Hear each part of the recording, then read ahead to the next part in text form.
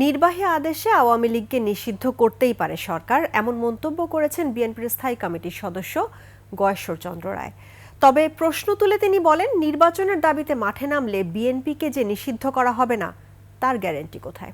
এই সময় বিএনপির ভারপ্রাপ্ত চেয়ারম্যান তারেক রহমানের দেশে ফেরা প্রসঙ্গে গয়েশ্বর বলেন, সরকার বলুক, তার দেশে ফেরায় কোনো বাধা নেই।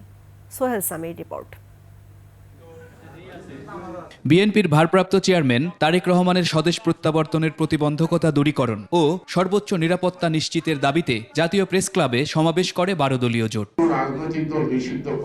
তারেক রহমান কেন দেশে আসতে পারছেন না, সমাবেশে এমন প্রশ্ন তোলেন গয়েশ্বর চন্দ্র রায়। সরকারের প্রধানের কাছে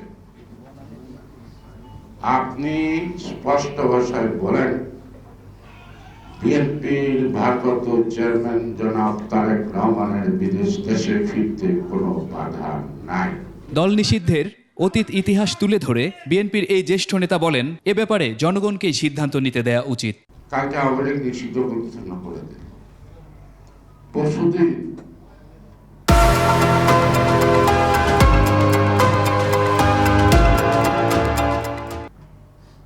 ডক্টর ইউনূসে বিএনপি নিষিদ্ধ ঘোষণা করবেন না, কি গ্যারান্টি?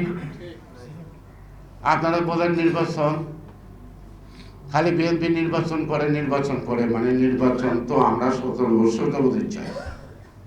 17 বছর তো অপরাধ করছে, যতদিন নির্বাচন না হয় এর চেয়ে বেশি অপরাধ করতে হলো আমরা প্রস্তুত আছি। শহীদ সোহরাওয়ার্দী মেডিকেল কলেজের প্রতিষ্ঠা বার্ষিকীর আলোচনায় যোগ দেন বিএনপির সিনিয়র যুগ্ম মহাসচিব রুহুল কবির রিজভী। বলেন, নির্বাচন নিয়ে দেশের মানুষ উৎকণ্ঠায় আছে। অন্তর্বর্তীকালীন সরকারকে আমরা যখনই এই নির্বাচনের কথা বলা হয়, যে আপনি নির্বাচনের তারিখ দেন না কেন? সংস্কার তো কোনো স্ট্যাটিক বিষয় না। এ সময় খুনের আসামি পালিয়ে যাওয়ার পেছনে সরকারের হাত আছে বলেও অভিযোগ করেন বিএনপির এই নেতা। 2 বারের রাষ্ট্রপতি যে খুনের আসামি, সে দেশ ছেড়ে উধাও হয়ে যায়। সোহেল সামি, 21 টেলিভিশন, ঢাকা।